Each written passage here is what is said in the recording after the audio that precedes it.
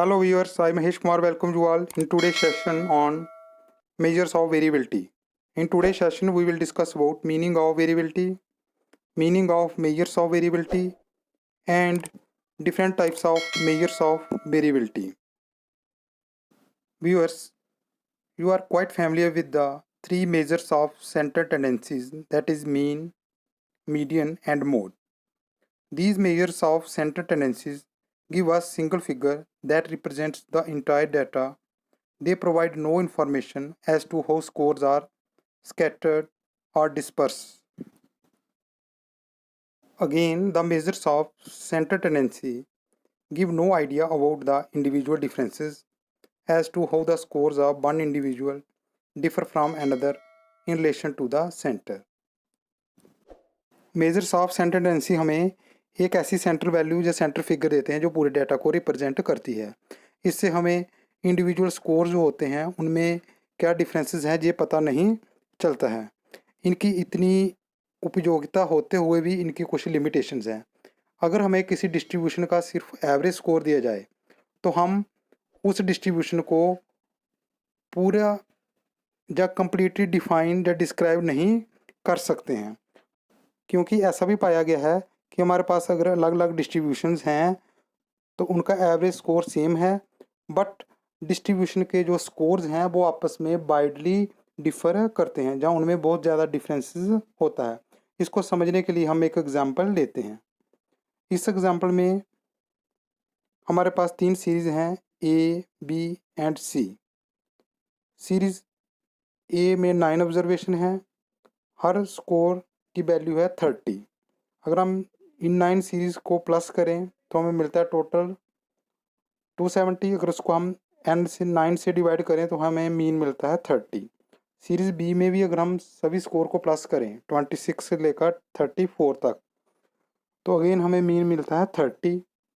Series सी में भी हमें मीन मिलता है 30। कहना मतलब all the series have same size and same mean. तो अगर हमें ये बताया जाए कि ऐसी सीरीज़ जिसका साइज़ 9 है और उसका मीन 30 है, तो हमें क्या पता कि भाई सीरीज़ ए की बात कर रहे हैं, सीरीज़ बी की बात कर रहे हैं या सीरीज़ सी की बात कर रहे हैं, क्योंकि तीनों सीरीज़ का जो मीन है वो है 30। In fact, any series of 9 scores with a total 270 will give mean of 30. Thus, we may have large number of scores with differences in different scores but having the same mean. So, it can be said confidently that measures of center tendency are inadequate to describe the distribution completely. तो जहाँ हम ये पा रहे हैं या देख रहे हैं कि जो सेंटर टेंडेंसीज है वो डिस्ट्रीब्यूशन को कम्प्लीटली डिस्क्राइब करने में फेल है। Thus, measures of center tendencies need to be supplemented by measures of variability. Let us first define what is variability. Variability may be defined as the extent of scatteredness of items around a measure of center tendency. In other words, variability measures how much your scores differ from each other. It is also referred to as dispersion or spread or scattered और deviation. Variability और dispersion और deviation क्या होती है ये समझने के लिए हम पहले वाली एग्जांपल लेते हैं, जिसमें हमें 3 सीरीज़ दी थी ए, बी एंड सी। अगर हम तीनों सीरीज़ की बात करें तो तीनों सीरीज़ का मीन क्या था 30। तीनों सीरीज़ का मीन जो है वो सेम है, तो हम ये कंक्लूड कर सकते हैं कि तीनों सीरीज़ हैं जो हैं वो एक जैसी हैं, means all the series are alike in nature. लेकिन ऐसा नहीं है। अगर हम क्लोजली देखें series A, B and C ये आपस में डिफ़र करती हैं। सीरीज़ ए में जो हर आइटम है स्कोर है वो रिप्रेजेंट करता है मीन को। मीन भी हमारा 30 है और हर स्कोर भी हमारा 30 है, and hence there is no variability और डिस्पर्शन।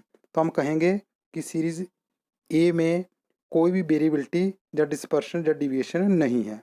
ये आपको समझ आ गया होगा, क्योंकि हर स्कोर भी 30 है और मीन भी हमारा 30 है।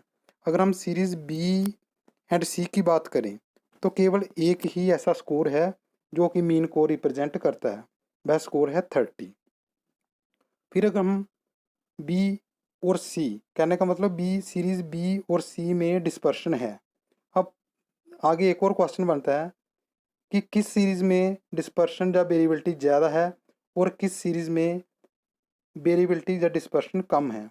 अगर हम देखें सीरीज़ बी में हमारा लोएस्ट स्कोर है 26 और हाईएस्ट स्कोर है 34।